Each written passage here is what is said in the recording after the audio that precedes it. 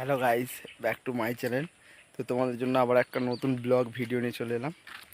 তো এখন আমরা এসেছিলাম রিলস বানাতে। ওর ইনস্টাগ্রামে ও রিলস বানাতে এসেছিলো, আর আমি এসেছিলাম ক্যামেরা করে দেওয়ার জন্য। তো এসে দেখছি এখানে সবাই ঘুড়ি উড়াচ্ছে।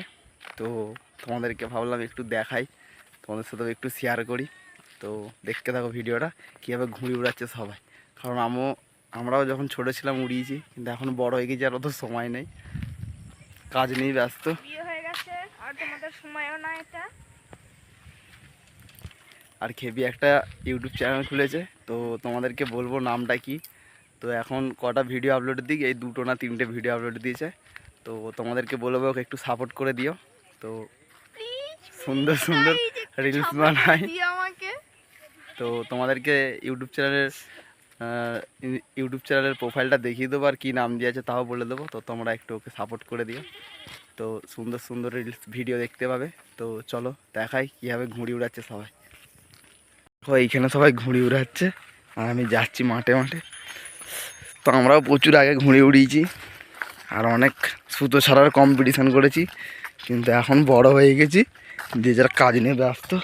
আর এরা এখন বাচ্চা আছে, এরাই উঠাবে। দেখো, এটা সেই ছাপড়ি আমার সাথে যে ভিডিও বানাতো, এখানে ঘুড়ি উড়াচ্ছে। আর ঘুড়িগুলো দেখো, ঘুড়ি কোথায় আছে, ওই সীতা, দেখতে পাচ্ছ কত দূর ঘুড়ি পাঠিয়েছে। এখানে একটা আছে,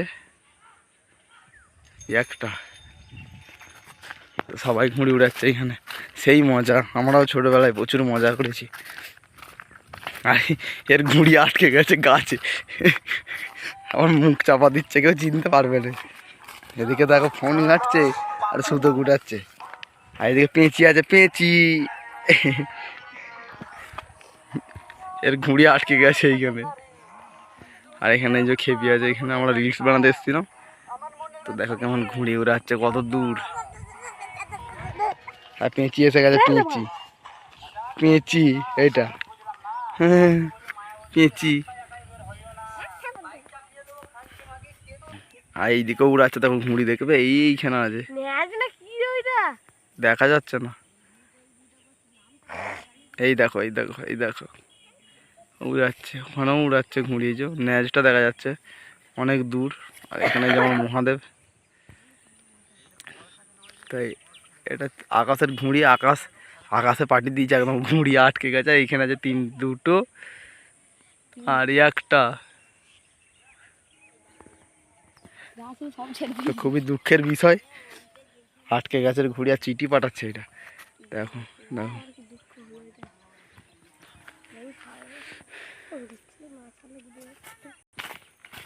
আর দেখো। তো কারা কারা এভাবে ঘুড়ি উড়েছে ছোটোবেলায়, কমেন্ট করে বলবে।